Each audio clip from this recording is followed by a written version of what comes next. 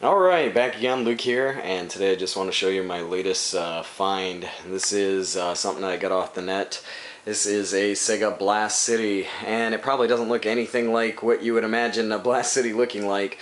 The reason why it's all ripped apart here is because this thing didn't work at all when I got it. I picked this up for 25 bucks off of the net. And usually these Blast Cities go for about 400 bucks on up. They're pretty expensive still, really sought after cab. But this thing, wow, I don't even know how to describe it. This thing had been sitting outside or sitting somewhere in storage or something for a long time. The reason why it's all taken apart right now is just to get some of the dirt that was inside this thing. I don't know if you can see down here that this thing is just covered. I mean, just completely covered in silt and dirt and everything.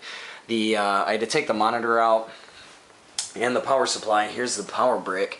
And if you can see here, down in the sides, that is just all filled with dirt. And inside here where the fan is, that's completely filled. In the back vents, this thing is completely covered shut here with just dirt. And the connector back here. Now this thing was really rough as far as the control panel goes too. The control panel's sitting in the other room, but somebody had tried to, I think, splice up a PC kind of MAME setup into this thing maybe at one point in time, because it had millions of different wires just sticking out and nothing was connected. When this thing was up for sale, the guy said in his listing that there was no power going to this thing, and it didn't turn on whatsoever, and it looked like it had been abandoned, and he didn't know what to do with it, so he put it up for sale. But yeah, it's a bit of a project here right now. I'm hoping that today what I'm going to do is get this thing put back together and try and clean up all these different parts here and see what happens. But yeah, it's really bad. The monitor back here, I don't know how well you're going to be able to see this, but it's almost pitch black as well. This monitor looks like it's just been, you know, covered in dust for a long time, really long time. And beyond that, it almost looks like a caked on oil, like a really greasy sludge that's all over this thing. So I'm going to try and take the board out, clean up the board, try and clean off the back of the yoke here and get that all ready to go and put it back together here. Another reason why I took it apart is because it just would not fit through that doorway. No matter how hard I tried. This thing was 66, I think, centimeters wide, and that doorway over there is only 60, so it was it was impossible to get it through here.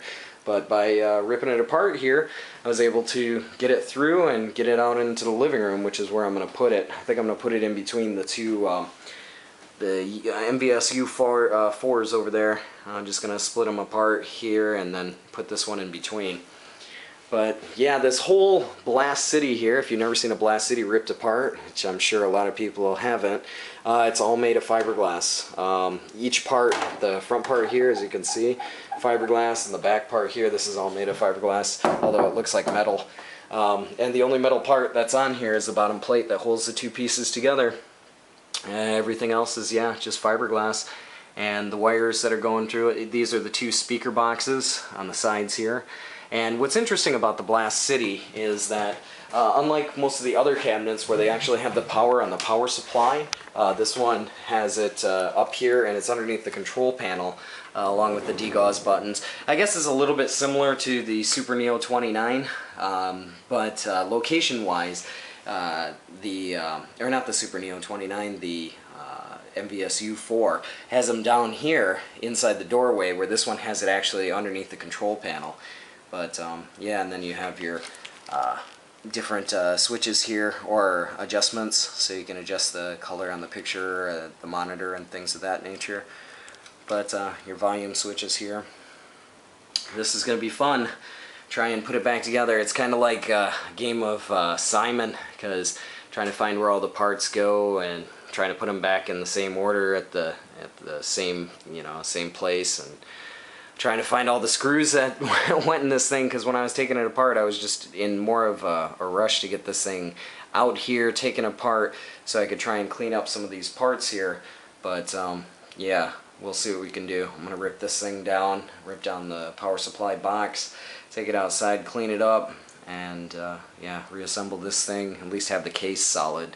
So if I can get the back of the board off of the monitor, I'll just put the monitor back in and clean up that board, check for any blown capacitors and things like that. But here she is. Here is the next addition to my room, and hopefully sometime here soon you'll be able to see it in action. No promises though. That's about all for me for right now. Like always, I'll put up another video here soon, so thanks for watching.